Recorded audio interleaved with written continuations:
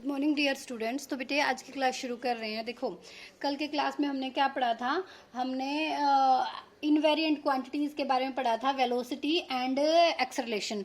जबकि वेलोसिटी क्या है, वेरिएंट क्वांटिटी है with the frame of reference, और जो एक्सेलरेशन थी वो हमारी इनवेरिएंट क्वांटिटीज थी with the frame of reference. जो वेलोसिटी की वैल्यू आ रही थी वो हमारे पास क्या थी, u dash is equal to u minus का v, यानी कि फ्रेम ऑफ रेफरेंस चेंज होने पर वेलोसिटी चेंज होती है। ठीक है। और जो हमारे पास एक्सेलरेशन की वैल्यू थी वो क्या आ रही थी, a dash is equal to में a।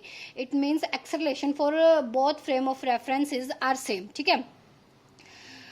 तो हमारे पास दोनों के लिए सेम थी।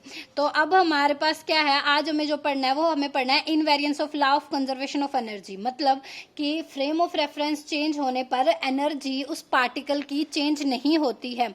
और ये सारी कहानी हम पढ़ेंगे अंडर गैलीलियन ट्रांसफॉर्मेशन, जो कि दोनों फ्रेम के लिए वैलिड होती है, गैलीलियन ट्रांसफॉर्मेशन इक्वेशन। ठीक है भाई। तो हम वही कल की तरह मान के चलते हैं कि हमारे पास दो फ्रेम है, एक एस है और एक एस डैश है। ये फ्रेम हमारे पास एस है और ये फ्रेम मेरे पास एस डैश है। स्टार्टिंग में हमने मान लिया S and S dash both are किस पे हैं, रेस्ट पे। तो दोनों के जो ओरिजिन है वो कोइंसाइड करेंगे। मतलब एस फ्रेम जो है एक्स वाई, यहाँ पे y है एंड देन z। ये हमारे पास फ्रेम हो गया x जिसका ओरिजिन है o। एक हमारे पास हो गया x dash, y dash and z dash. ठीक है। जिसका ओरिजिन है हमारे पास o डैश। ठीक है। दोनों स्टार्टिंग में क्या है, रेस्ट में है। तो ये कहानी हो रही है when t is equal to 0 time पे। ठीक है। हमने मान लिया कुछ टाइम के बाद जो एस डैश फ्रेम है ना वो वी वेलोसिटी से आगे बढ़ गया। ठीक है। वी वेलोसिटी से आगे बढ़ गया तो यहाँ पे कुछ इनके बीच में क्या है, डिस्टेंस आ जाएगा। ये मान लो अब इसका ओरिजिन है ओ डैश है। ठीक है। ये हमारे पास एस फ्रेम है, ये एस डैश फ्रेम है। इतनी कहानी समझ में आई। ये सेम जो हमने कल वेलोसिटी और एक्सेलरेशन के लिए पढ़ा था। अब हम मान लेते हैं यहाँ पे दो बॉल्स हैं ए और बी। ठीक है। दोनों एक दूसरे की तरफ जा रहे हैं। अच्छा पहले तो ये समझो कि law of conservation of energy क्या होता है। देखो भाई, law of conservation of energy ये होता है, कोई दो बॉडी है, वो कोलिजन के बाद जितनी एनर्जी उनमें कोलिजन से पहले थी, कोलिजन के बाद भी उनकी एनर्जी सेम रहती है, तो उसे बोलते हैं हम क्या, कंजर्वेशन ऑफ एनर्जी। बहुत फिफ्थ सिक्स से आई थिंक ये लाइन रटा दी जाती है। Energy neither be created nor be destroyed, it only converted one form to another form. ठीक है। मतलब जितनी एनर्जी पहले है किसी सिस्टम की, अगर उतनी एनर्जी बाद में रहती तो टोटल सिस्टम की जो एनर्जी है वो क्या रही, कंजर्व रही ना। तो वही बोलते हैं। अब इसमें हम देखेंगे, मान लो ये दो बॉल्स हैं। ठीक है। ये बॉल जब हम फ्रेम ऑफ रेफरेंस एस से जितनी एनर्जी से जितनी एनर्जी ऑब्जर्व करने में हमें ओ फ्रेम से या एस फ्रेम से मिल रही है, उतनी ही क्या एनर्जी इक्वेशन या एनर्जी हमें एस डैश से ऑब्जर्व करने पर मिलेगी। ये दोनों बॉल है एक तरफ एक दूसरे की तरफ जा रही है, तो ऑब्वियसली क्या करेंगी, ये टकराएंगी। ठीक है। और ये सारी सिचुएशन किस पे हो रही है, एट टाइम टी पे, क्योंकि आफ्टर कुछ टाइम हो गया ना जब ये फ्रेम हमारे पास कुछ मूव कर गया। ठीक है। क्या है, consider two balls of masses m1 and m2। एक का मास है भाई m1 और एक का मास है m2। ठीक है। Let u1 and u2 are the velocities of ball a and b। u1 और u2 बिफोर कोलिजन, जब ये कोलाइड नहीं कर रही हैं तो इसकी वेलोसिटी u1 एंड u2 है।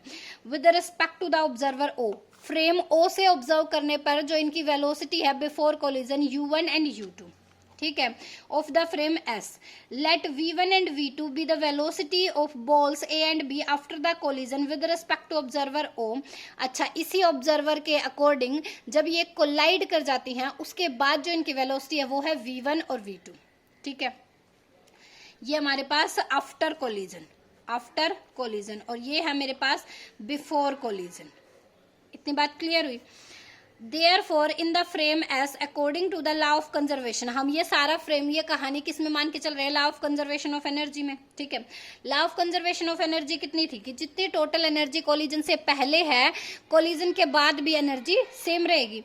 तो total energy of the balls A and B before collision is equal to total energy of the balls of ball A and B after collision. इतनी बात क्लियर हुई। ठीक है। तो अब मान लो अब क्या है, अब दिख रहा है,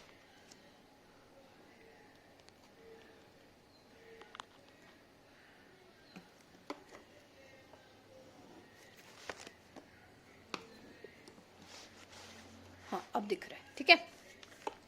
तो अब हमारे पास जब कोई भी पार्टिकल में जब स्टार्टिंग उनके पास कोई भी कोलिजन नहीं हुआ था तो उनकी एनर्जी कितनी थी, हाफ एम यू स्क्वायर, ठीक है। u1 हो गई एक बॉल की, after collision half m v square, ठीक है, वो v1 v2 पर को बॉल हम वो मान लेंगे, ठीक है। 1/2 m1 u1 square plus 1/2 m2 u2 square, ये क्या है, बिफोर कोलिजन, ये क्या है, बिफोर। और 1/2 m1 v1 square plus 1/2 m2 v2 square, ये कहाँ है, आफ्टर कोलिजन। इतनी बात क्लियर हुई, इसको मैंने इक्वेशन नंबर 1 मान दिया, ठीक है। ये सारी बातें क्लियर हो गई। अब फ्रेम मेरी किसकी, एस फ्रेम की, ठीक है। Let u1 dash and u2 dash be the velocity of the balls a and b before collision with respect to the observer o dash in s dash frame, ठीक है। अब हम S dash frame से measure कर रहे हैं, तो वहां पे जो बिफोर कोलिजन वेलोसिटीज है वो u1 dash and u2 dash है, ठीक है। Similarly, v1 dash and v2 dash be the velocity of the ball after collision with respect to the observer,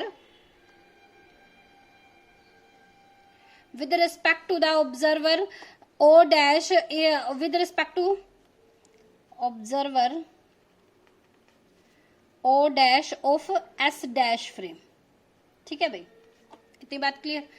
from the velocity transformation equation, अच्छा कल जो हमने velocity transformation equation पढ़ी थी उससे पढ़ के आए थे, क्या है, क्या पढ़ा था हमने, अगर एक फ्रेम में हमारी इक्वेशन थी, जो एस फ्रेम था उसमें वेलोसिटी थी पार्टिकल की u, और जो एस डैश फ्रेम था उसमें वेलोसिटी थी पार्टिकल की u डैश, ठीक है। तो इन दोनों में क्या रिलेशन आ गया था मेरे पास, u dash is equal to u minus का v, यही रिलेशन आया था, तो इसी को मैं यहाँ पे यूज करूंगी, ठीक है। तो u1 dash is equal to u1 minus का v, v1 डैश ये आफ्टर वाली है ना, v1 माइनस का v, v2 dash v2 minus का v, और u2 dash is equal to u2 minus का v, ठीक है। इनको मैंने इक्वेशंस का नाम दे दिया। Therefore in frame S dash according to law of conservation of energy, वही जितनी अपने पास टोटल एनर्जी बिफोर कोलिजन थी उतनी टोटल एनर्जी आफ्टर कोलिजन रहेगी, law of conservation of energy से, ठीक है। Total energy of the ball A and B before collision is equal to total energy of the ball A and B after collision, यहाँ पे आएगा after collision, ठीक है। तो बिफोर कोलिजन कितनी होगी, 1/2 m1 u1 square u1 dash square plus में 1/2 m2 u2 dash square is equal to 1/2 m1 v1 dash square plus 1/2 m2 v2 dash square, ठीक है। ये इक्वेशन नंबर 6 दे दिया। अब यहां से मैं u1 डैश की वैल्यू, u2 डैश की वैल्यू, v1 डैश की वैल्यू, v2 डैश की वैल्यू पुट कर सकती हूँ, ठीक है भाई। Now using 2 3 4 5 equation in equation 6, तो हमें क्या मिलेगा, 1/2 u1 डैश स्क्वायर की जगह मैंने रख दिया u1 माइनस का v, इस पूरे का होल स्क्वायर, ठीक है भाई। 1/2 m2 u2 माइनस का v पूरे का whole square is equal to m1, तो m1 v1 dash v1 minus का v पूरे का होल स्क्वायर, ठीक है। अब हमारे पास 1/2 m2 v2 dash is equal to v2 minus v का होल स्क्वायर, ठीक है। अब इसे ओपन कर देंगे, क्या होगा, 1/2 m1, इसको होल स्क्वायर को ओपन करेंगे, u1 square plus v1 square minus 2 u1 v1, ठीक है, plus 1/2 m2 u2 square plus v square v1 नहीं है v है, ठीक है, v square minus 2 u2 v, ठीक है, इज इक्वल टू 1/2 m1, ये क्या हो जाएगा, v1 square plus v square minus 2 v1 v, ठीक है। अब प्लस 1/2 m2, ये क्या हो जाएगा, v2 square minus v plus v square minus 2 v2 v, ये इक्वेशन आ गई।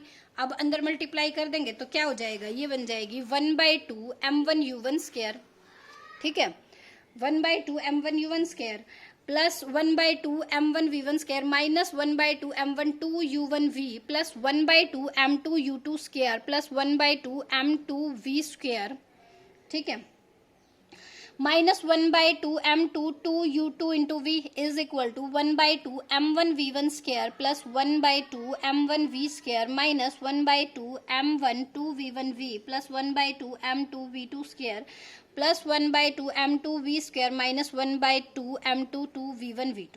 ठीक है, जो इक्वेशन कैंसिल आउट हो रही है उन्हें हम कैंसिल आउट कर देंगे। कौन सी हो रही है भाई? ये आ जाएगी मेरे पास, क्या कैंसिल आउट हो रहा है भाई? एक तो 1/2 m1 v1 square 1/2 m1 v1 square minus 1/2 m1 2u1 v1 v, तो ये हो जाएगा, एक ये कैंसिल आउट हो रहा है और एक हमारे पास है 1/2 m2 v square 1/2 m2 v square. ठीक है, और ये बच गया अपने पास, क्या क्या बच गया, ये इक्वेशन। तो 1/2 m1 u1 square plus 1/2 m2 u2 square minus का 1/2 m1, इनको क्या है v कॉमन ले लेंगे, 1 + 1 कितना 1, ये कितना हो गया 1 हो गया ना, तो v हमने यहाँ पे बाहर ले लिया, m1 u1 प्लस में m2 u2 is equal to, ठीक है, ये क्या हो जाएगा अपने पास -1/2 -1/2 1, तो माइनस का v तो देखो दोनों में कॉमन है, मैंने बाहर ले लिया, अंदर क्या बच गया मेरे पास m1, एक ये हमारे पास 2 है 1/2 कॉमन ले लूंगी, इनटू में 2 है, 2 से 2 कैंसिल आउट हो गया। ठीक है, तो m1 u1 प्लस में m2 u2, ठीक है, इज इक्वल टू, इसी तरह क्या बच गया half of m1 v1 square plus 1/2 m2 v2 square minus का सिमिलरली इस तरह से ही आ गया। देखो भाई ये हमारे पास क्या है, लीनियर मोमेंटम बिफोर कोलिजन, ये क्या है लीनियर मोमेंटम बिफोर कोलिजन, और ये हमारे पास है लीनियर मोमेंटम आफ्टर कोलिजन। तो ठीक है, लीनियर मोमेंटम क्या होता है हमारा, इसमें कंजर्व होता है, क्या होता है कंजर्व, ये भी क्या होता है कंजर्व, मतलब ये दोनों वैल्यू तो सेम रहेंगी तो इनको मैं क्या कैंसिल आउट कर सकती हूँ, तो क्या बच गई मेरे पास इक्वेशन, मेरे पास बच गई 1/2 m1 u1 square plus 1/2 m2 u2 square is equal to 1/2 m1 v1 square plus 1/2 m2 v2 square. क्या ये वही इक्वेशन नहीं है जो इक्वेशन नंबर फर्स्ट आई थी मेरी, और ये इक्वेशन मेरी किस फ्रेम से ऑब्जर्व करने पर आ रही थी, एस फ्रेम से, और ये जो इक्वेशन आई है ये किस फ्रेम से ऑब्जर्व करने पे आ रही है, एस डैश फ्रेम से। मतलब energy observed by observer O is equal to energy observed by observer O dash equal है, इट मीन्स हम इसे क्या बोल सकते हैं, ये इनवेरिएंट क्वांटिटीज है, क्या बोल सकते हैं इनवेरिएंस है, यानी कि ये क्या है इनवेरिएंट